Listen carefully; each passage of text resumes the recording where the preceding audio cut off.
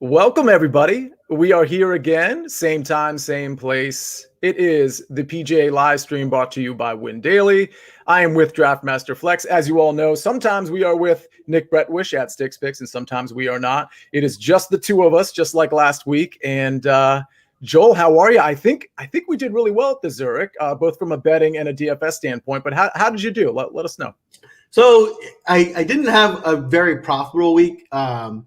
But, from a DFS standpoint, I didn't hit my advice from the show. I didn't get too many sixes of sixes through. Not many people did. Well, nobody did. Yeah.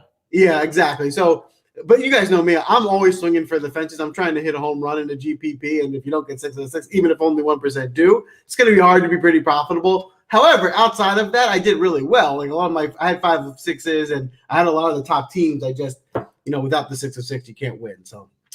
On to the next.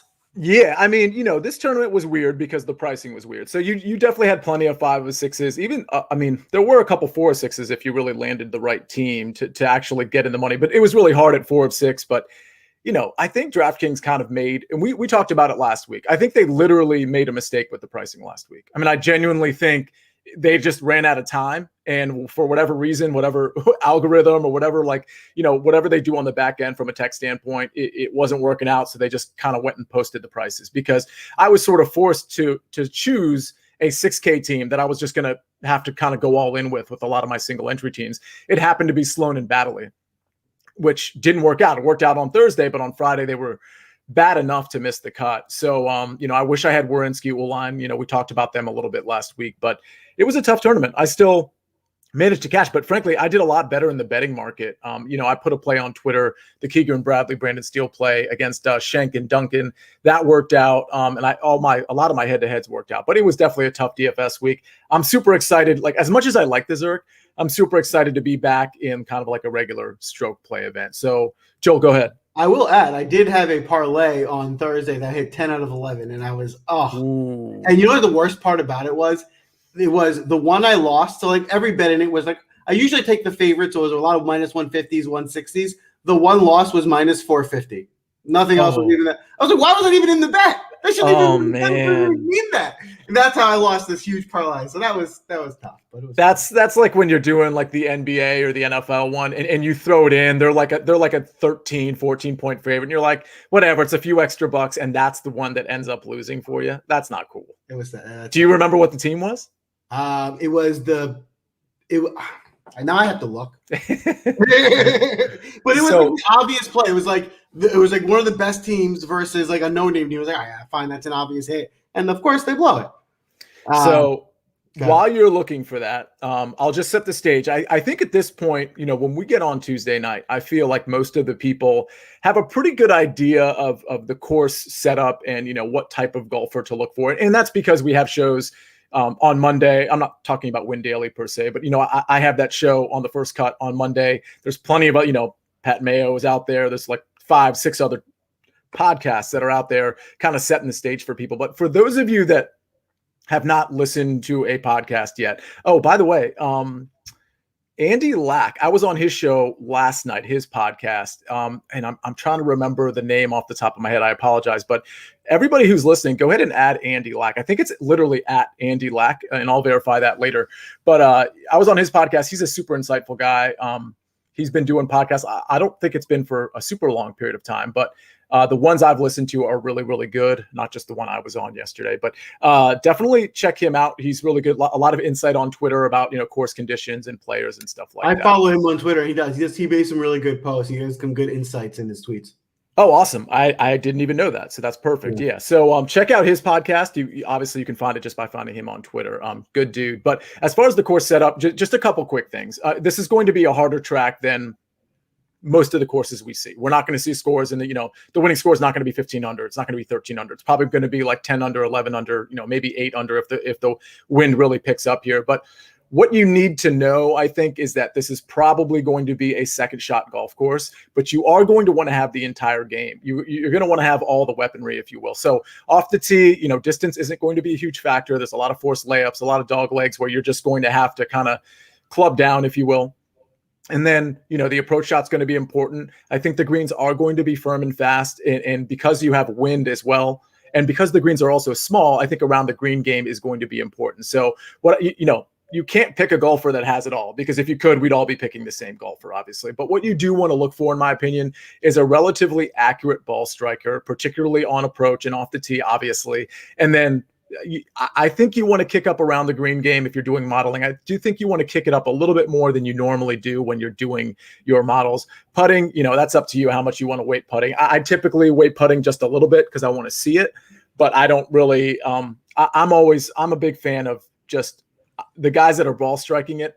Hopefully if they're bad with the putter, like your Keegan Bradleys of the world or Griot, I'm just hoping there's putter regression that week. So a lot of times I just bank on that and I don't look at the putting quite as much. But Joel, anything to add to that as far as like what you're looking for from a player standpoint with this course? Yeah, I saw that. I think it was 3 of the last 4 champions or 4 of the last 5, I'm not sure, actually lost strokes off the tee. So obviously that doesn't mean target bad drivers. That is obviously not the point. But the point is it doesn't mean you have to be too heavy on driving. Obviously guys who aren't great drivers can win here. So I'm totally, for me, totally locked in on approach. It looks like from what I'm seeing, proximity, 175 to 200 in that range. Guys who are good with their long irons should have a lot of success here.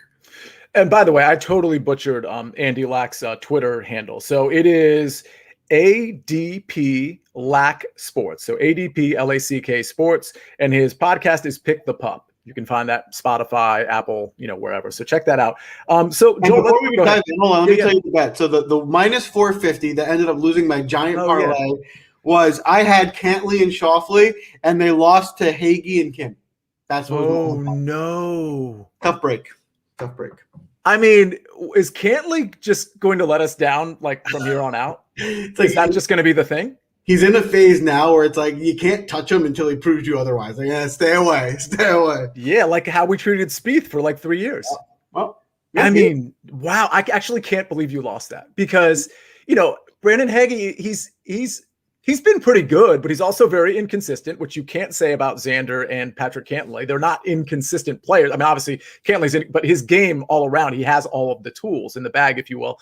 And Michael Kim can blow up at any given moment. I actually can't. I mean, they made the cut, but I can't believe you lost that. That is ouch. Wow. Okay. Well, you've won so much in the last 6 months that I guess we shouldn't be feeling sorry for you. But listen, other guys we shouldn't be feeling sorry for. These guys in the elite range, the 10K and above range. We have Paul Casey, who's won back-to-back here. Now, just so everybody knows, there was no winner in 2020 because there was no Valspar Championship in 2020. So we have Paul Casey at 10,000. As we go up in this, quote, elite range, we have Patrick Reed, Victor Hovland, Dustin Johnson, Justin Thomas. I'll tell you, when I first looked at this pricing, Joel, my thought was, skip this range and start in the 9K. And it's only because I liked the 9K range so much, and I kind of like the 8K and 7K range a little bit too. So I thought, let's go more balanced here and see what happens. Now, I've mentioned at the front end of the show, I've listened to a few different podcasts like I always do. I'm just kind of doing my homework, seeing who's going to be chalky, who keeps getting mentioned.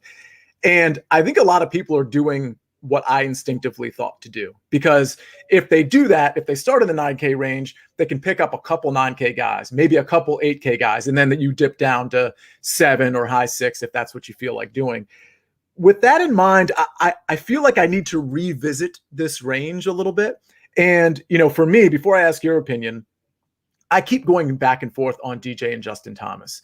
At first I was team Dustin Johnson. Now I feel like I'm kind of the pendulum swinging a little bit towards Justin Thomas. I like the idea of him clubbing down and just crushing it with the irons, which he always does. Even when he's playing poorly, it's usually because of the putter or because of the driver. It's never because of that second shot, which is going to be so paramount here. So that's sort of why I'm kind of leaning back towards JT, in spite of the fact that he's the most expensive guy. The only other guy I'm considering in this range is Patrick Reed. And it's not because the stats jump off the page. They kind of never do with Patrick Reed. It's because in these tougher courses, he just seems to find a way to figure it out. Like around the green game, he's not intimidated really by anything. So I think when other players might be having issues, whether it's around the green or, proximity, 175 to 200 or whatever it is, I feel like he's just going to manage that a little bit better. By the way, I brought up that proximity because 175 to 200 and 200 plus is going to be a proximity, a range that's going to be more paramount in this tournament relative to other tournaments, because you do have those because you're clubbing down and because of the dog legs and things of that nature, you are going to need to hit some long irons to get to the green. So I know in my modeling, I kind of segregated that proximity range out in kind of overlapping with approach, because I wanted to see who was killing it from those ranges as well. But anyway, with all of that background, who you liking in this elite range? Well, as always, the elite range is the elite range for a reason, right? So, we're not going to hate the elite range. There's plenty to like. I'm going to start off with Thomas. Thomas, based on the model that I ran, came out the number 1 ranked player. The concern with that is he's never really done great here. I mean, his best historic finish here is tied for 10th, and that was in 2015. He missed the cut his last time on 2017. But this is not a course that I feel like we need to overweight course history on. So he's still one of the top 2 golfers in the field. If we're going to weight that proximity, he's going to be one of the best guys that's going to grade out on hitting those long irons and things like that. So if I had to pick the guy to win the tournament, I would probably right now go with JT. DJ, I'm a little bit torn on this week because my gut instinct wanted to say, let's stay away until we see a little bit more from him. But he did end up with a tied for 13th at the Heritage, which means he closed pretty strong. He may have found something. He may be coming back, and this could be a course that will probably play well to his strength. So, I don't think there's anything wrong with playing DJ at all. I think the main issue that we're going to come across this week is, roster construction. You're not going to just play Thomas, Johnson, and every top play guy. So you just got to pick and choose your battles from that front. And then, I'm not going to be playing too much Reed this week. I do like it. What he's done, he's had a lot of success here. So if you're looking at course history, he has that. He was, top 10 at the Masters. The statistics of 175 and 200 yards, he's not going to grade out well. So he's not going to look too good on models. But I certainly could see him doing well this week. And then it's hard to fade the guy who's won this tournament back-to-back years. So, I mean, Paul Casey, I wouldn't say he's in poor form. I mean, he missed the cut at the Heritage. But before that, he has been on fire. And obviously, he likes something about this course. So, Casey's definitely going to be in play. Yeah, Casey's an interesting one because, you could fall on 2 sides of the aisle with Paul Casey. I mean, a lot of people are like, well, he won it the last 2 times. There's no way he's going to win it this time. Not that he needs to win it to pay off his price, and then there's the more obvious logical conclusion, which is he's clearly very comfortable at this course. And if anybody is going to come in here and strike the ball well in terms of being a good course fit, I mean, there's really good evidence that Paul Casey is that guy. So, I wonder though, because the last 3 tournaments, missed the cut at the RBC. He was 26th at the Masters, which isn't bad, but it's not great. And then before that, I guess was match play, and he was okay. But I'm not going to read too much into match play. So I don't know if he's the guy that missed the cut at the RBC and was kind of middle of the pack at the Masters, or if he's the guy that was 5th at the Players, 10th at the API, and was winning tournaments over in Europe. So it's hard for me at this price. I think I might be out on Casey. I mean, looking at his ownership percentage, he is pretty popular, and that's not, ownership percentage isn't the end all be all for me, especially since I'm a single entry and 3 max guy more than anything. But I just don't think I can get, forget about his price. If Paul Casey is the 5th rated guy in a tournament, I'm just going to probably shy away from it and find a reason to go down into that 9K range, which I love so much. I think that's my main argument against Casey.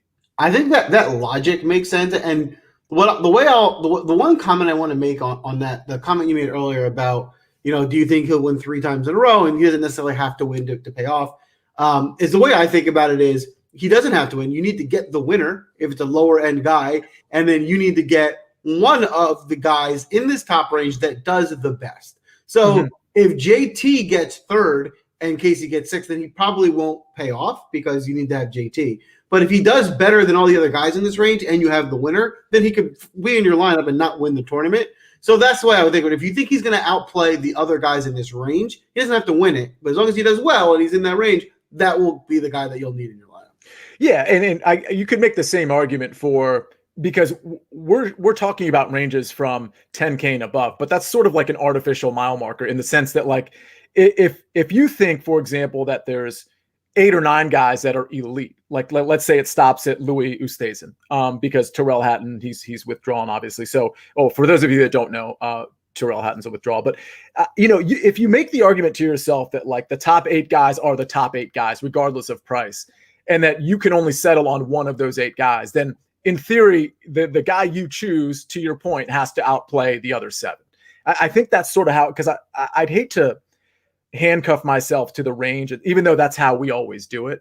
But I love what you said, because I think, when I listen to a lot of other podcasts, they'll say something like, well, if you're going to pick Dustin Johnson, he has to win to pay off his price. Well, that's not really true. What has to happen is he has to do well relative to that range, like you said, but you also have to have the winner, because if your winner is from the 8K range, then nobody above that 8K guy is going to be the winner. That doesn't mean it was a bad pick for your squad. It just means, that person has to pay off relative to the people around him. And, you have the guy that won. So that helps too. So that's kind of like, I hear that a lot. And so I really liked your clarification. It's not that the expensive guy has to win. It's that the expensive guy has to do really well, particularly relative to the guys around him. And if he doesn't win, you better hope you have the winner in your lineup, which is very plausible, because it's not like you're picking an elite guy and then you're going down to the 6K range. Like there in every tournament, whether it's the 10K range, 11K, 9K, like mostly that group, that tier is mostly viable to win the tournament. And especially in this one where it's a little softer on the talent, in terms of talent. So yeah, I love that point. So Joel, with that, we go to the 9K range, which I told you, this is the range I'm kind of in love with. It starts with Scotty Scheffler. I know you're a Scotty Scheffler guy. Corey Connors, who's been striking it really well. Speaking of modeling, if you're doing any modeling, whether it's 24 rounds, 36, 50 rounds, maybe even further back, Corey Connors is going to be up there, especially the last 50, 36 rounds. He's going to be probably 1 or 2 in your model if you're doing your metrics right. Louis Ustasen, who's solid, should be solid for this course. Tyrrell Hatton's a WD, unfortunately. And then we have Abraham Answer, Sung J M, Joaquin Neiman, and Russell Henley. I'll tell you before I even get to you, Joel, the guys that I'm really focused on are Corey Connors, but frankly, I don't think I like him, believe it or not, as much as I like Russell Henley, if we're talking about talent and upside versus price. But I do like both of those guys a ton. I mean, obviously, Corey Connors is going to be really popular. It looks like Russell Henley is going to be really popular, but let's just table that for a second. Do you like those 2 guys? And what other guys do you like in this 9K range? So here's the thing. I think all the nuances of DFS aside, there is a ton to like about Corey Connors. The way he's striking the ball right now, he's playing a little bit, he's playing better than the normal kind of Connors you're used to, and the price up is appropriate. The issue is the ownership, right? I think you're gonna have to eat a lot of chalk here. Now that's not meaning let's just fade him, right? There's a reason he's chalky, he's playing great. Like I want to play him for sure this week. But I don't want to go overboard because of the amount I think he's going to be owned. I think it's probably going to be the highest owned golfer, if not the top 3, which is going to make things difficult. So, like I said, lots to like about him, but just the ownership is going to in GPPs. Now, if you're playing small tournaments or cash, like fire away. I think it makes a lot of sense to go with Connors there. I think Scheffler. Listen, everyone knows I really like Scheffler. I play him a lot. I think he's in really good form. He has his tied for 18th at the Masters. He's never played here before, but Scotty Scheffler is just I think he's in this, especially in this field, he's in that elite range. He's pretty much as good as anyone else that we'll see. Louis, I like Louis. I do think he's a little overpriced here for this tournament, and there's nothing. It's not nothing about the numbers are telling me not to play him, other than I got to pay $9,500, and at this price, I think there's just other guys I slightly prefer. If I'm going to pay up, but if there's something telling you that you really like Louis this week, I have no problem with that at all. I to be honest, I really liked Hatton, but obviously the withdrawal, that's not going to be in play. And then lastly, I think I'm really right now I'm on a Sung Jae kick. I think Sung Jae is going to have to prove me. He's going to have to do something to prove me wrong. I'm not going to count last week. He played with a partner, like right. Weird. I'm not going to count that. Before that, his recent results, he missed the cut at the Masters, which is a little strange. But other than that, 13, 8, 17, 21. His last playing here, he was tied for 4th. I think Sung Jae is playing really well. His approach game is not in the best shape. We're accustomed to seeing from him, but he's still managing to put up these great finishes, even without it. Right. So I don't think he's completely lost. I think he's going to find it. When that all clicks, he's going to win a tournament. Yeah, I mean, I hate the fact that you like Sungjae because I think Sungjae's a smart play, and I'd never take Sungjae. And because I'm not trying to be stubborn about it, but it's the problem for me is I like so many other guys in this range that I just don't think I'm going to get to Sungjae. But I got to admit, I do think he's a good play, and I do think that approach game is actually coming around because it was a little worrisome. I don't know exactly what happened. I mean, he got that house. What was it in like Florida? And all of a sudden he was like a normal golfer instead of like an elite golfer. I don't know if he just like got comfortable or something, but it looks like he's probably back. And, because there's so many guys that are popular in this range, he's not going to be probably as popular as he should be. So you're not getting a break per se, but he's definitely not going to be one of the higher owned guys in the 9K range. So there's something to be said for that. As far as Henley goes, I mean, first of all, in my model, he's fourth for one. I mean, he's really good on approach. The proximity ranges that I said that I thought were important. He's not necessarily shooting the lights out between 175 and 200 plus, but he's good. So the thing is, for a guy like him, who's got really the complete game, he's good around the green. He's good with the putter. I'm verifying the putter statement right now. I mean, he's okay with the putter, but the point is like you're not going to find a guy that's like good across all metrics and all spectrums, but he doesn't have sort of a disaster metric of all the metrics that I've factored in, whether it's the proximity ranges or around the green or par 4 efficiency, approach, off the tee, fairways gained, you name it. Like he's not a disaster in any of those categories, and he's elite in some of them. And so that's like kind of the guy I'm looking for, because again, I'm looking for, the all around game more than anything else. So I like Russell Henley quite a bit. And I think 9,000 is a price. And I'll tell you, when we get to the outrights, I've already put a bet on him at 33-1. And I think that's a pretty fair price, especially now that Hatton's out. I got that number before Hatton left, so it's probably 30-1 now.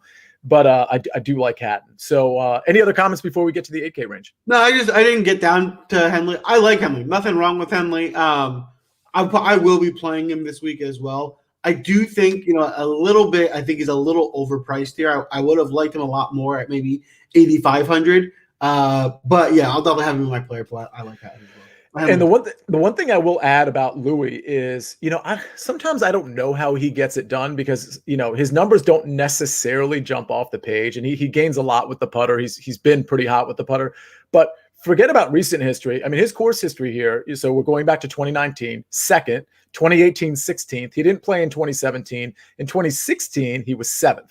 And then a missed cut in 2015. So, I mean, you're talking this last 3 tournaments here. He's been 16th or better with a very close call in 2019 with a near outright win. So, obviously, there's some, I know you like course history quite a bit. And so I think that's something maybe we should be factoring in. The only other worry I have with Louis I think this is maybe a ridiculous thing to say, but that shot in the playoffs, off the tee, which not only ruined his tournament, but ruined Charles Schwartzel's tournament because Charles trying to get his tour card for the next 2 years. And I just wonder if there's going to be any lingering effects of that. I don't think there will be because Louis is like a professional and he's a veteran, but any thoughts there? No, I don't think that's a ridiculous thing to say at all. I'm not saying that will definitely be a lingering effect, but that's definitely something to think about. I mean, we've seen people, you miss a big shot, like you get into a little bit of a cold streak because of it, you're in your head a little bit. That's definitely something. But you do make a good point. I mean, his history, and one thing I like to do, I'm looking at when prepare for the week, you look at history and recent results side by side. And if they both look good, like the guy's played here in the past and he's playing well now, that's telling you something. And, Louis does have a good current form and a good history at the score. So those things do line up for him. Yeah, and I'm kind of glad you said that because I'm looking at my model right now, and I actually printed it out so that I didn't have to scan the computer, and he's 27th on it. Okay, and 27th for a guy this price, you think to yourself, well, that's not great for a guy that's 9,500. You'd want your 9,500 guy to be like 12th, 13th at worst, something like that. But here's the thing: I feel like sometimes people get caught up in the models too much and the sheer numbers, and like they're not factoring in what you just talked about. So I like to do models. I think it's interesting. I think it's a good way to set the stage and make sure you're not missing anything.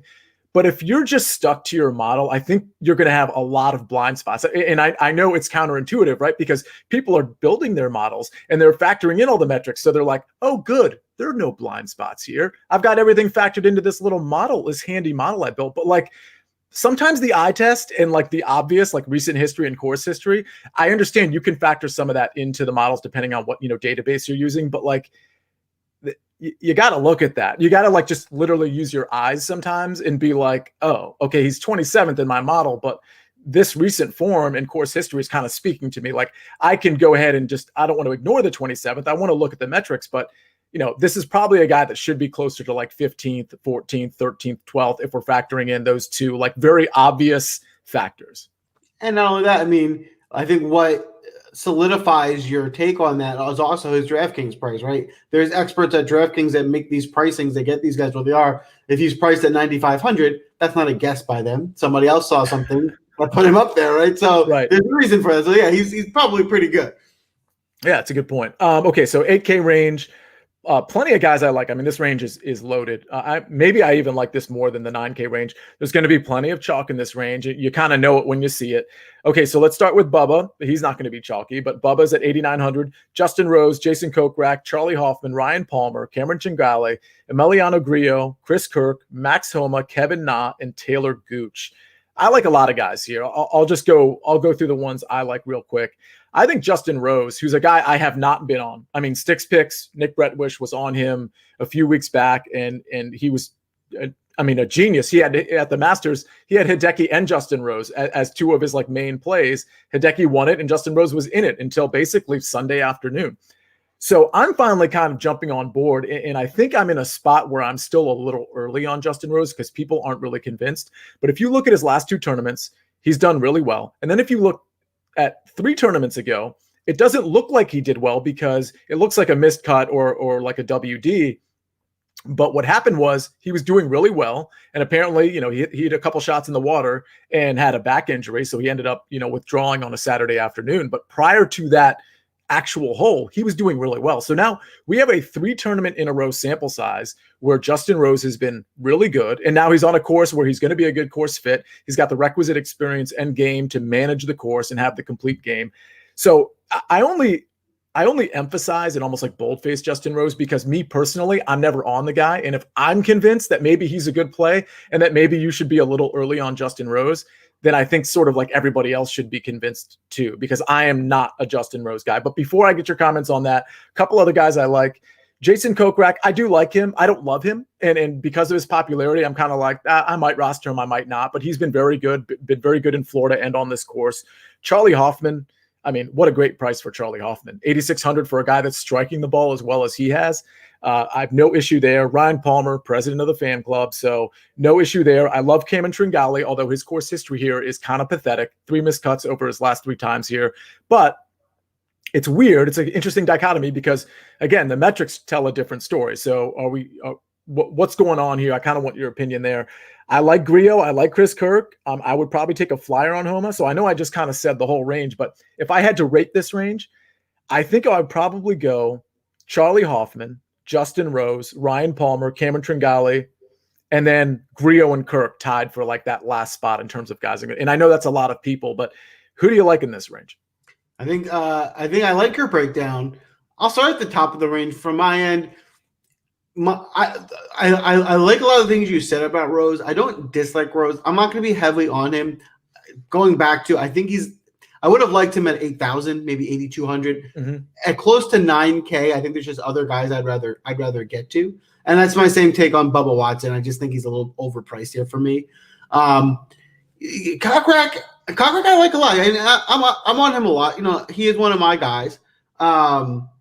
His course history here is really strong. His current form is, the Masters, 49th, a little disappointing, but before that, 3 top 10s in a row. And a lot of, his par 5 scoring is one of the best on tour right now, based on, how I broke down my model, he scored really well. So the only thing giving me pause on Kokrak is the ownership, which is going to be high, very high. Yep. So we're going to have to swallow some of that, eat some of that ownership with him.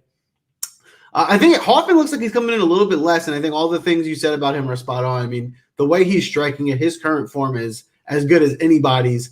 And he has a mixed bag of a history here where he's got a few top 20s and he's got a bunch of missed cuts. But I think we're getting the guy that's in good form that's probably in the 20s range more so than the missed cuts. And this is the price I want to see, right? So, I probably favor Hoffman to Rose by a bit, and at the salary savings, that's where it makes more sense for me to roster. Ryan Palmer, I'm with you. Like, we're both in his fan club. I mean, he's been awesome. I like that his ownership looks a little bit more tame in this price range, and this should fit well for him. And his proximity 200 yards plus is really strong. He's never done great here, so that could be something. If you don't like that, he's never the best result I'm seeing right now is tied for 28th, which was the last time he's played. But let's not forget, I think Ryan Palmer's in his prime, even though he's not a young guy. I think he's playing the best golf right now than he's played in previous past. So from that standpoint, we can probably throw a lot of history out. And it's a similar take with Tringale in that Tringale, I think, is playing better golf now than he's previously played. Right? He's been really strong. The last 3 times he's went out here, he's missed the cut. Now, we're going to go all the way back to 2015 and 2014. He does have 2 top 25s here. So he's capable of doing well on this course. He's done it. It was a long time ago. But if you want to, the same notion that we're talking about with Palmer, if you want to buy into he's playing better now than he has been in recently, he's capable of playing well here, then that play could certainly make sense. And then, I'll just go down. The last 2 in this range that I want to just touch on are Kirk and Houma.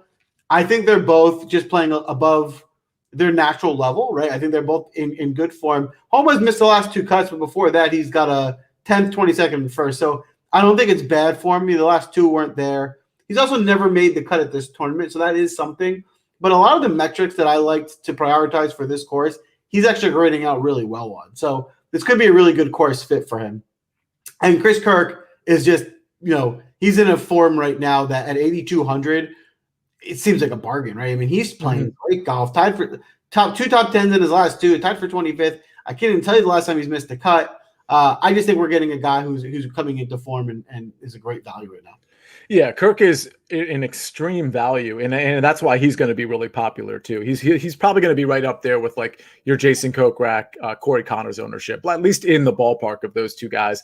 What's really interesting though? You brought up, I think you were talking about Cameron Tringale and how he's playing the best golf of his career, so you can kind of throw out his history at this course. It's funny though because in this range, you have Charlie Hoffman at 8,600, Ryan Palmer at 8,500, and Cameron Tringale 8,400. They're literally back to back to back. And then you have Griot, by the way, and then Chris Kirk. So 4 out of those 5 guys, I mean, Griot doesn't have much history here, so we can just get him out of there. But it's basically 4 guys in a row from a pricing standpoint that have pretty bad histories here. However, you can say, just like you just said, you can say that Charlie Hoffman, Ryan Palmer, Cameron Tringale, and Chris Kirk definitively, and I don't think this is really a question, definitively are playing the best golf of their career right now, this year, 2021, maybe tail end of 2020. So it's an interesting question. It's going to be really interesting to see how this plays out because I think you're right. I mean, it does bother me that a guy like Cameron Tringale, who it's not like he was a complete dud, over the last 4 years or so. So the fact that they're all missed cuts for him gives me some pause. Whereas like with Ryan Palmer and Charlie Hoffman, at least they have some good finishes peppered into the missed cuts. But your point is really well taken.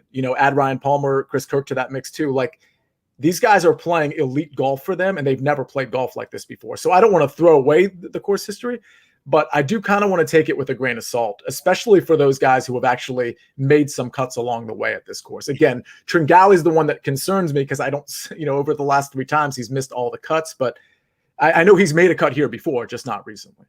And you know what, though?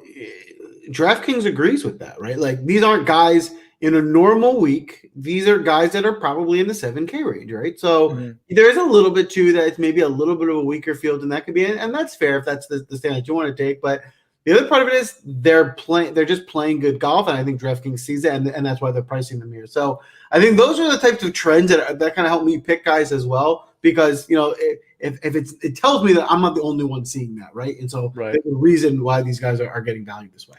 And by the way, because of that history, I mean, everybody looks at that history. So, we'll see what Steven's numbers are with respect to ownership, because the numbers I'm looking at, I think are a little questionable that they're not from Win Daily. For everybody that's listening, WinDailySports.com, we release like very extremely back-tested and, post-tournament tested ownership stats on Wednesday night. We have an article that's posted with all the stats. So I'm curious to see those. But, I'm seeing Charlie Hoffman, Ryan Palmer, Cameron Tringale, those 3 in particular are all well under 15%, well under 15%. If that's the case, I really think you're getting an ownership break there. And I think the reason you're getting that ownership break is because people are looking at the course history and they're getting a little scared off in spite of the ball striking with those three. And I got to say, of those three, I think from a cash game standpoint, I think Charlie Hoffman's my favorite of the Hoffman, Palmer, Tringale group. I think Hoffman's my favorite. But if we add Chris Kirk into that, I think Chris Kirk probably presents the best value. That's just my thought there. 7K range, it's huge, Joel. So I'm just going to go down. I'm not going to read all these names off, but I'm going to go down from 7,900 to 7,500. And I'm just going to tell you guys that I like, and then you can just tell me guys that you like. Listen, I'm on Team Keegan. I've been on Team Keegan. I understand he's also Team No Putt. It's just one of those things, like, I'm not going to be heavily invested this tournament, but I think he's a great play. He's a great ball striker. It's just the putter that's going to get in his way. So, take that chance if you want. But at 7,900, I do think Keegan Bradley's a bargain, and stay tuned for the first round leader plays because he's probably going to make an appearance there. The top of this 7K range, I don't love. I'm skipping right by Burns, Woodland, Streelman, and Kisner. I mean, Streelman gives me some interest, but Lucas Glover I really like. He's just been playing really well. I think we have a guy on the rise. The strokes gain metrics measure out. So I think Glover's a pretty smart play. As we go down towards 7,500, there's really not any. I mean, Adam Hadwin is interesting to me. I think Adam Hadwin, even though it's been spotty, I think he is sort of on the comeback. I think he's sort of on the rise, even though it's hard to see. And he's won on this course before. So I think Hadwin is an interesting play. Other than that, Denny McCarthy is the only other guy I like. I think Denny is a really smart play. He's obviously really hot with the putter, but the approach game is actually coming back to form.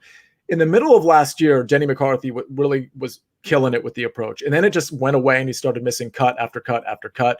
Well, now the putter is still there, but now the approach game is coming back and he's been good enough off the tee and around the green. So I think you're getting Denny McCarthy a little bit early, and I think this is a really fair price for Denny McCarthy as well. So I'll stop there at 7,500.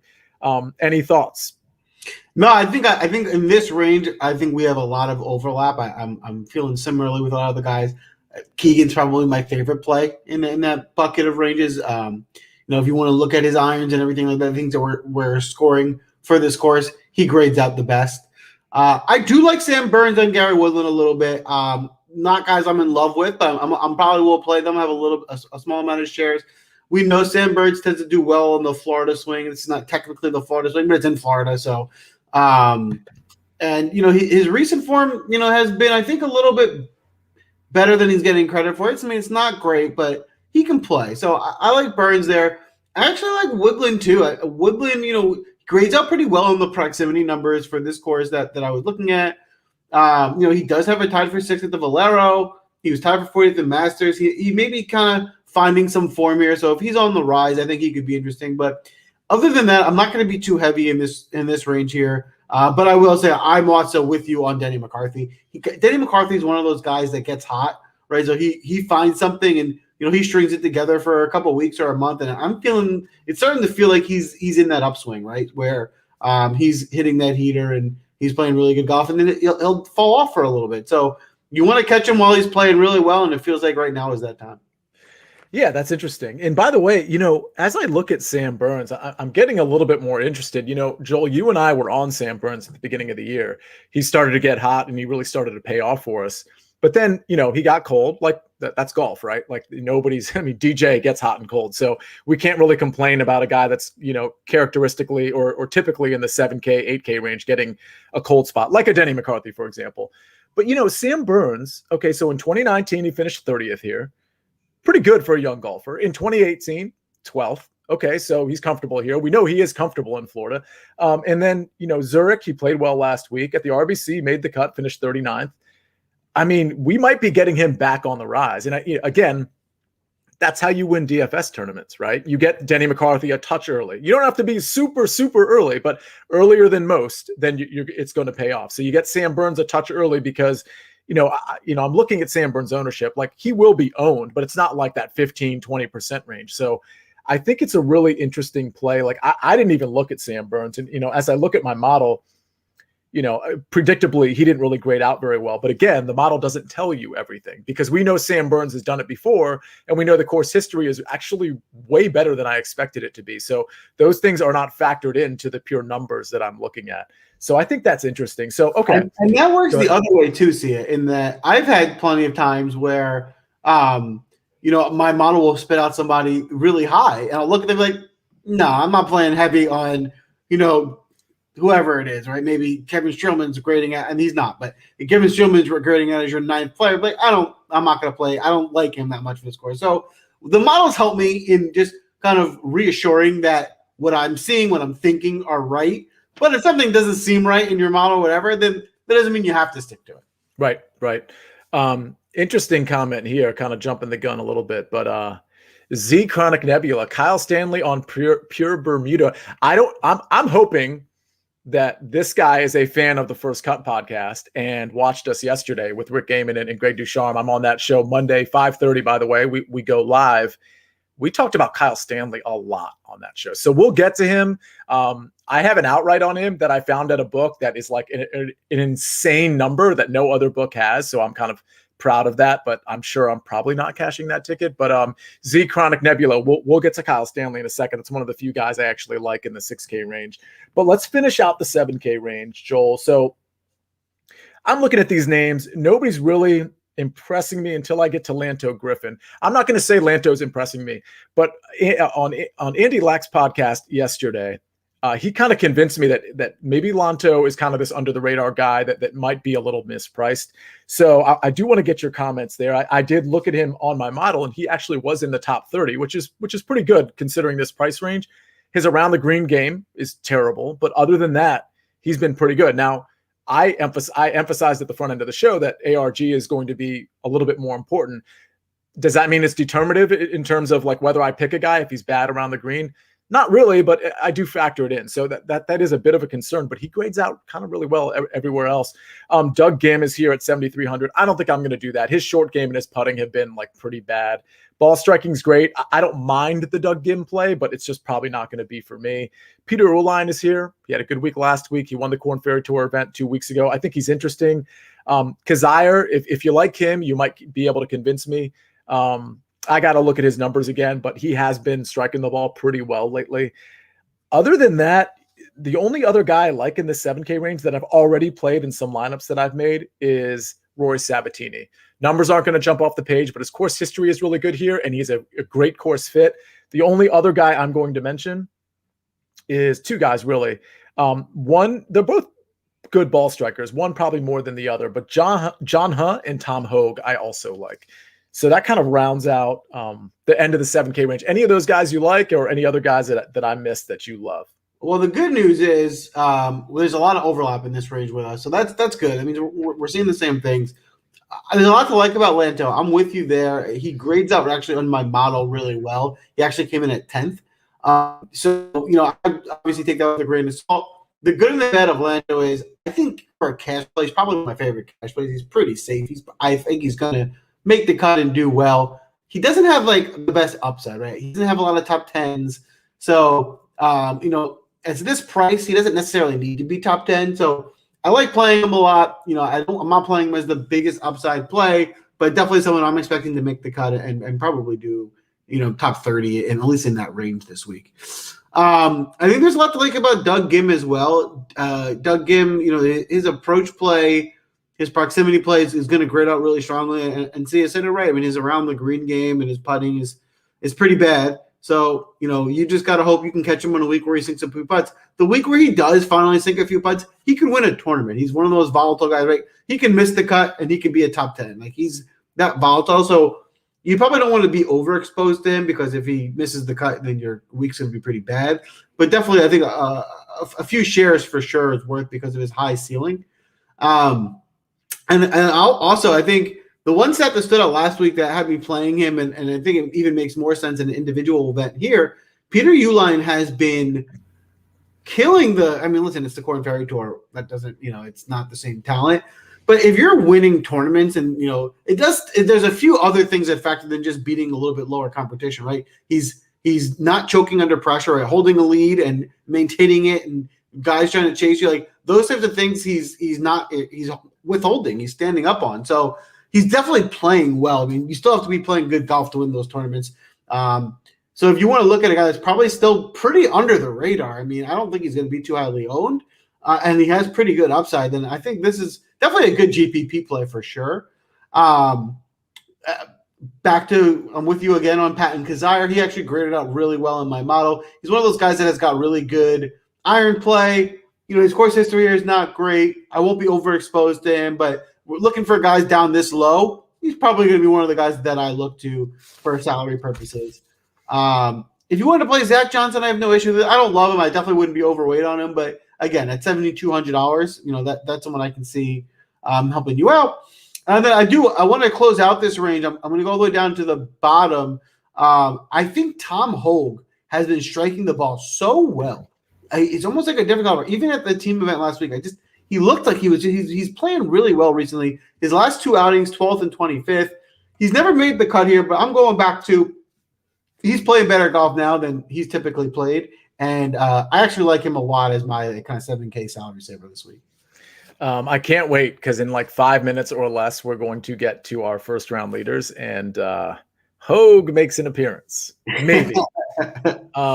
So this is a fun comment from Z Chronic. So I was referencing the first cut. Now, Joel, I don't know if you get this reference in the parentheses, but that is definitely a first cut viewer. So thanks. First of all, thank you for watching this show, Z Chronic. I don't know who you are specifically. Hopefully you're also in our Win Daily Discord, so I can say hi to you there. But thanks for also watching the first cut. I quite enjoy that show. Not quite as much as, you know, me, Joel, and Sticks, but it's a great show, and I appreciate anybody watching either of the shows, frankly. So great reference there, by the way.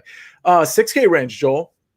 So there are guys that I quite like here, but there's not many of them. So let me start with Ryan Moore. I think Ryan Moore, first of all, he grades out well in my model. And when I say grades out well, we're talking about the 6K range. So he's not like top 20, but he's in that low 30-ish range, along with another guy, Kyle Stanley. So I think both of these guys are kind of in a little bit different position. So when I look at Stanley's stats, I mean, honestly, he's really bad with the putter. So let's just get that out of the way. He's really bad with the putter, and he's going to need to be, instead of awful with the putter, he's going to need to be slightly below average. Because if he's slightly below average with the putter relative to the field, he's kind of killing this range when it comes to whether it's off the tee or approach or those proximities I talked about. I mean, he rates out last 36 rounds, 7th in proximity, 175 to 200, 40th in 200 plus, and 36th, 150 to 175. So this guy is like typically hitting greens. Now, these greens are going to be kind of hard to hit,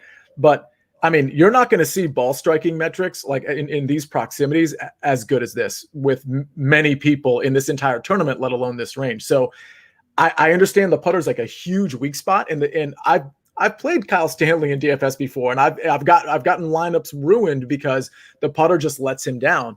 But the putter's just one of those things I'm willing to gamble on. You know, sometimes it works out when you got your Keegan Bradleys or your Emiliano Grillos, and sometimes it doesn't. And so I'm willing in the 6,800 range to take a guy that clearly is measuring out really well everywhere else. As far as Ryan Moore, he measures out pretty well. Obviously, he's grading out pretty good in my model. But first of all, Ryan Moore is a guy I think I might have mentioned a few weeks ago, and I was like, I think we're on the comeback for Ryan Moore. The Ryan Moore maybe we saw 3 years ago, I think he might be starting to come back.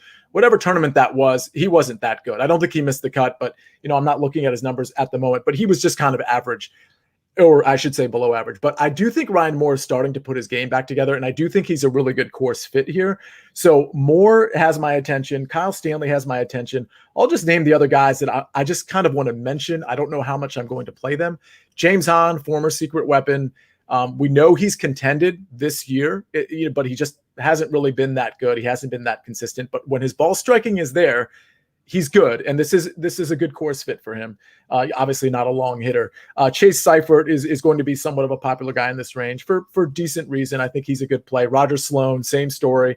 I think if we're going really down the board here, I think Cameron Percy, if you're going to pick him for a tournament, this might be the tournament to pick him at 6,500. He's definitely a good course fit. And he's one of those guys, I called him, I think it was on the first cut yesterday, I called him a poor man's Michael Thompson, which isn't really saying much, right? But Michael Thompson is just one of those kind of like boring ball strikers that kind of just gets it done. He just gets it in the fairway. He gets it on the green. He has a decent shot at, an 8 or 12 or 14-foot putt, and he makes some and he misses some. I feel like Cameron Percy is sort of like the lesser version of that. And I think when you're talking about jamming in a guy at 6,500, that doesn't bother me. As far as like super, go ahead. They could be related. They could be like cousins or some sort. They have a similar demeanor to them. Yeah, no, exactly. And sometimes boring works, especially on these courses where this isn't a short course per se, but it's not a course that's going to require you to be super long off the tee where you're going to like gain a ton of strokes there. It's just not the case. So if you want to go like super long shot, I mean, Ryan Armour, as you like to say, or Ryan Armour, he's 6,500. He hasn't been good lately, but in 2019, he was 6th here. In 2018, he was 40th. So he's, clearly comfortable on this course for a guy that's in this range. And then I'll just mention Jason Dufner, a guy that's usually pretty good on approach.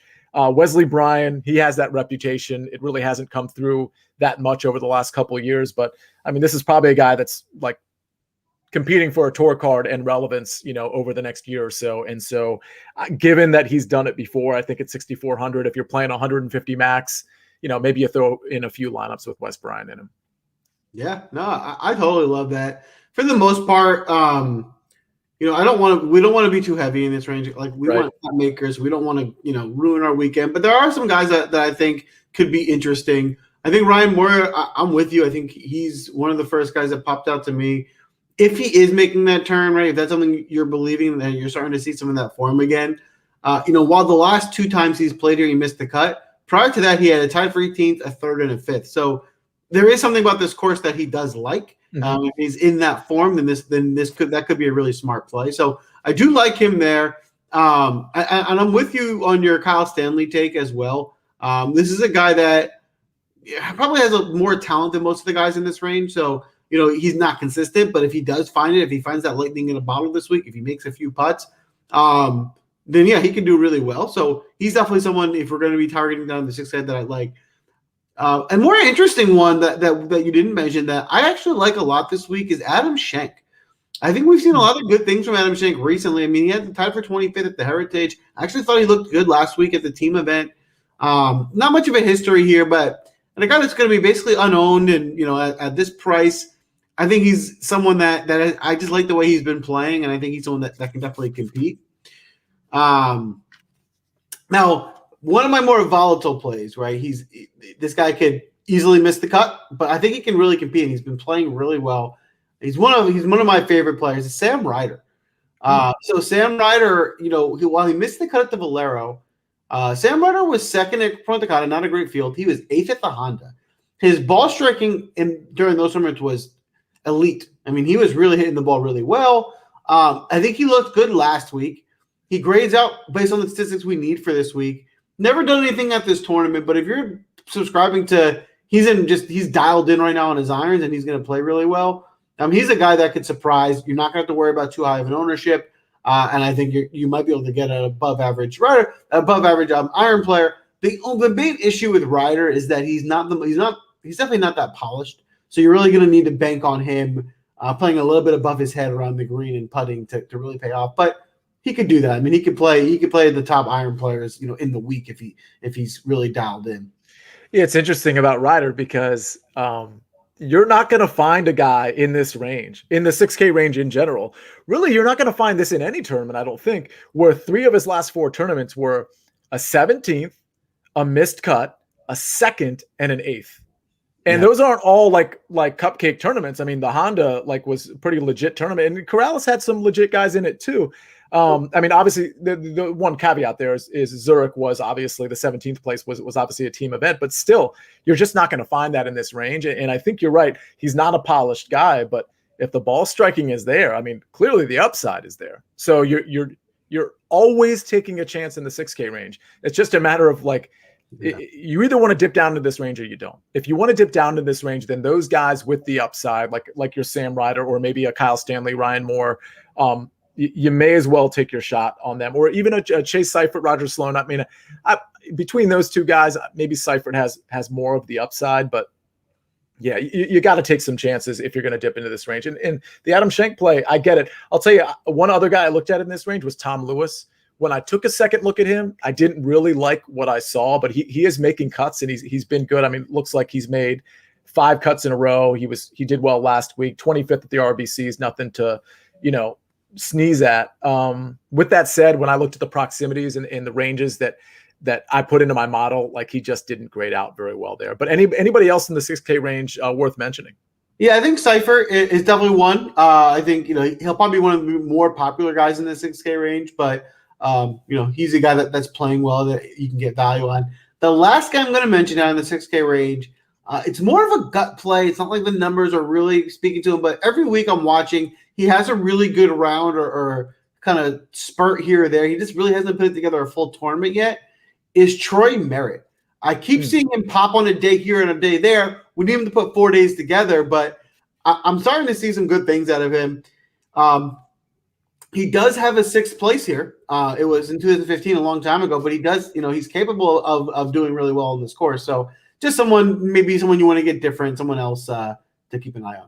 So let's get to the outrights in the first round leaders. But before, I just want to make sure you didn't I didn't prevent you from saying anybody like a left field play that like maybe we didn't go over that you're like, I really want to mention this guy. Maybe it'll come up in 5 minutes. But is there anybody, whether it's the 6K range or the elite range, that you're like, we probably should have talked about this guy because I like him, that kind of thing? It's funny, like almost every show that happens, I'm like, I left that person out, she said, and today I don't think I have one. I'm like, we're good. Well, let me ask you this then, before we get to the outrights in the first round leaders, because I think a couple guys that jumped out to me from a name recognition standpoint. One of them I always play, and I'm not playing this week. Just quick thoughts. You don't have to go through the stats. Just tell me, are you going to roster them at all? And one is Victor Hovland, who I'm a huge fan of, but I'm not rostering him this week. I think it's been a little shaky for him lately. And Joaquin Niemann, who I think has a ton of upside. I'm not sure he's the best course fit here, but I think he's a guy that can go out and kind of win any tournament. So those are 2 guys that I don't plan on rostering. Are you? So my Hovland take is he's really good. I'm with you on that. I think I'm with you in that. I've seen some things. He looks a little shaky recently. So the reason I'm not going to say completely fade, but I'll probably be pretty small on him just because I think that the other guys in that price range I just prefer. So he just happens to fall on the bottom of the tier for me. Niemann, I'm a little bit torn on. I haven't fully made my decision. I won't be heavy on him, but I would probably say similarly a few shares. I think his form has fallen off a bit, but he's still a guy that at his price has the ability of being, playing pretty elite. So I would put him probably a little bit heavier than I am on Hovland, but not too high.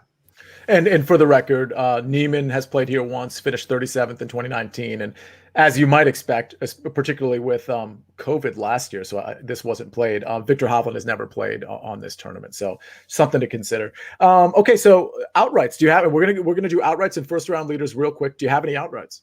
We're gonna go tournament champion first or first round leader first? Tournament champion, if you have it.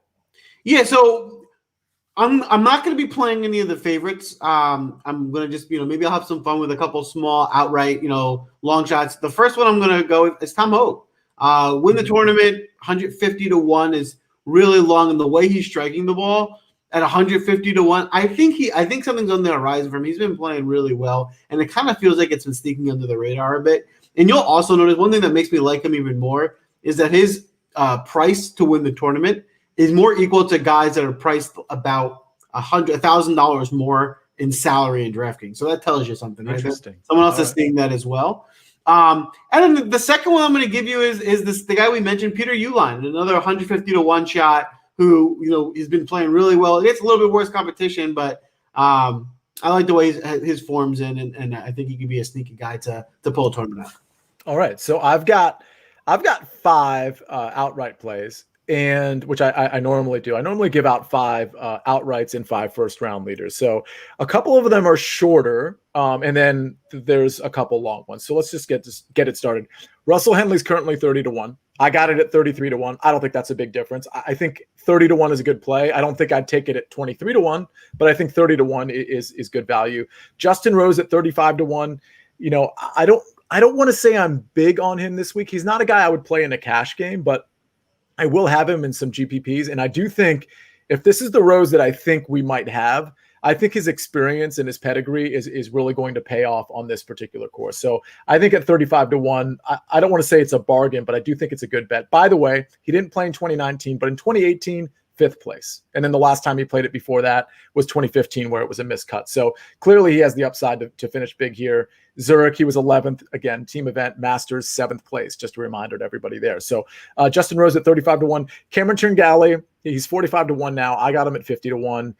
I don't really love that, but because the numbers are just jumping off the page and because I'm a Cameron Tringale fan, I think that's a good enough number to take. But of the 5 that I'm taking, that's probably the one that's least impressive to me from a value standpoint. The last 2 are kind of longer shots. Denny McCarthy at 80-1. I actually think he has the game to potentially be contending Sunday afternoon, so I'm totally cool with that number. And Ryan Moore at 125-1. He's had success on this course before, as Joel just chronicled. He may be on the rise again. And if that's the case, knowing that he's a course fit, knowing that he's had success here, the game is right for him to succeed on this course. So I think 125-1. Am I expecting it to happen? Of course not. But is it possible? Yeah, I think it's possible. So those are my outrights. So Joel, any comments there? If not, first round leaders, you got any? I like that. I like those plays. And I'm going to give one first round leader for the week. This guy I mentioned already at 125-1, Sam Ryder. All right. Sam Ryder. I like that. 125-1. Yep. 125-1. Wow. Okay. I like that. So I'm looking at 7 first round leaders. So I'm obviously going to cross off at least one because that's absurd. So I am officially crossing off Russell Henley. That's not a fun one anyway. It's 40-1. Like, give me a break, right? I'm going to give 6. Okay, so here's the setup for giving 6 instead of 5, which technically this is kind of cheating. I should just be giving 5. Like 6 is, well, it's like a 150 plus person event. So 6 is. Well, you know, 6 is my lucky number. I try to do everything in 6s, so let's stick with 6. Let's stick with the 6. Well, my point was though, Joel Schreck at Draftmaster Flex, he cheated on the golf show earlier today. He like straight up went to another show and he was on our NBA show and he did a really good job, which was. I was really disappointed. I was hoping he would totally crash and burn so they'd never invite him again. Because now I feel like Joel's going to be like too leveraged and he's going to be here and he's going to be there. Of course, I'm joking. But if Joel's going to cheat today, then I get to cheat and add an additional first round leader. So out of the 150 plus players, I'm going to give you 6 first round leaders. I mean, honestly, if you're putting more than like $15-20 total on these guys, you're probably doing it wrong. This is just for fun. So keep the amount light, except for my breaking news, which I'm about to break in like literally 45 seconds. That one you want to put like your entire mortgage on. Okay, so let's get it started. Keegan Bradley's 80-1 as a first round leader. I feel like that number's wrong. Like that should be more like 55-1. Speaking of 55-1, Charlie Hoffman's 55-1. Both Keegan and Charlie Hoffman, when they flash, it's usually in the first round. Obviously, both of them have been flashing a lot, but Hoffman, just from a historical standpoint, he owns the first rounds. Emiliano Grillo, another guy that usually can't put 4 rounds together in terms of like winning a tournament, but winning a first round, he can absolutely do it. That's 50-1. Tom Hogue at 90-1. So Joel, I know you like that one. Rory Sabatini at 100-1. So that's my 5th one. Okay. Rory Sabatini 100-1. Tom Hogue 90-1. Emiliano Grillo 50-1. Charlie Hoffman 55-1. Keegan Bradley 80-1. Now, everybody at home, I want to make sure you're sitting down because I'm about to break some serious news that is going to affect your financial future. All right. Buckle up because it's Tuesday night. Joel, can you please verify the time right now? Eastern Standard, please. I don't have a watch on, but yes, I can verify 9:09. 9:09 on Joel's watch. It's a skin watch. And 9:09 Eastern Standard Time on a Tuesday night. I am telling the world right now that your first round leader at the Valspar Championship, Thursday night, you're going to have a first round leader. And the name of that first round leader is going to be none other than, are you ready, Joel? Are you sitting down? Okay, now I'm ready. Yep. Sitting down. Denny McCarthy at 70-1. Listen, I want you to put your entire checking account on it. Yeah. Anything you have in PayPal or Venmo. I think that's what the kids are using these days. I want you to put, but don't mess with your savings account. That's like kind of irresponsible. But every other dollar you have, I need you to put it on Denny McCarthy as first round leader because 70 to 1 is a great number. And whatever you have in that bank account, in the piggy bank, under the mattress, on credit, honestly, you might want to get like a line of credit and just put it on Denny McCarthy as your first round leader at the Valspar Championship, because it's not just a lock. I see the future when it comes to first round leaders, and it's like so obvious to me that Denny is going to be your first round leader. You're welcome, America. Joel, what are your thoughts? I mean, if you're not at least putting like you're mortgaging your parents' home on this, then it's silly, right? Like, why? Well, you not want to be rich? I don't. Well, first of all, I question whether you even like your parents. I mean, if you're not willing to put like the mortgage on their home on it and pay them back in some way, I mean, they raised you and you're not even going to take that step. Like, it doesn't take that much time. You go to a bank, you figure it out. And so what's the worst that happens? He doesn't win and they have nowhere to live. Like, come on, you can be rich. Exactly. There's plenty of places they can go. You have a house, right? So they can live with you. I'm sure there's probably like a spare space in your home or condo or apartment where your parents can. I mean, there's air mattresses. I was at Target the other day. There was an air mattress for like $50, and it was like a queen. And who doesn't have $50, especially after we hit this bet? So basically, if you don't do this, then your parents, your loved ones are not worth $50, and it's beyond disrespectful. So selfish, really selfish. Thank you. Okay, you know what? I didn't want to go there, but we're there. It's selfish. So put all you got on Denny McCarthy, first round leader. There, you're welcome. Joel, now that we've gotten off our soapbox, and I think that was appropriate. I think everything we just said was extremely appropriate and warranted. Any closing thoughts on the Valspar Championship? I'm excited. I think we were talking about this before the show started. I'm excited to get us back to a little bit of normalcy in golf. I'm ready for a regular tournament. It's going to be a lot of fun. I'm, as you all know me, I'm super excited for some more showdown slates. So, check back in on Discord. We'll put some plays in there for showdown. We'll be playing a lot of that. But for showdown, as you always know, we're going to be picking plays based on how the guys are playing in tournament. But it's all based off of the baseline is, who are the guys we like for the week and how does that fit into how they're playing in the tournament. Totally. I love that. And speaking of Discord, the secret weapon, of course, which I think now is 33-6. I got to double check that number, but that secret weapon will be in Discord tomorrow night. And I don't know if anybody noticed or cashed on it, but I put it out on Twitter as well. But in Discord, I put in one of my favorite head-to-head matchups on Sunday, and that cashed. It was Keegan and Steele over Duncan and Shank.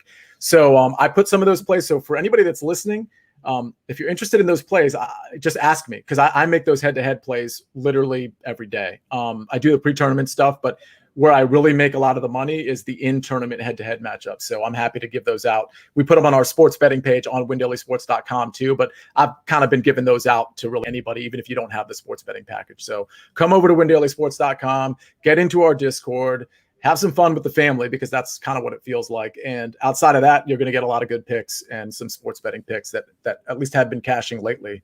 So that's good news. And not only that, I know I don't do this often, but my NBA lineups, and based on what we discussed on the show, it's looking really strong right now. So hopefully people are making some money tonight. That is awesome. Awesome. By the way, there's an NFL draft live stream that we're doing for 4 hours, actually probably more like 4.5 hours. Me, Iggy Rodriguez. We're going to have a lot of guests on, David Meltzer, hopefully some athletes as well. Some really good guests lined up, actually. Brandon Steiner, Lawrence Jackson Jr. is going to be on there. Deep Dive Fantasy, he's going to be on there. So we're going to do a lot of cool football stuff over the next couple of days. So definitely tune in. We're going to have some giveaways too. So definitely tune in. And that's our show, Joel. Thanks for joining me today. Sports. I think what you meant to say was,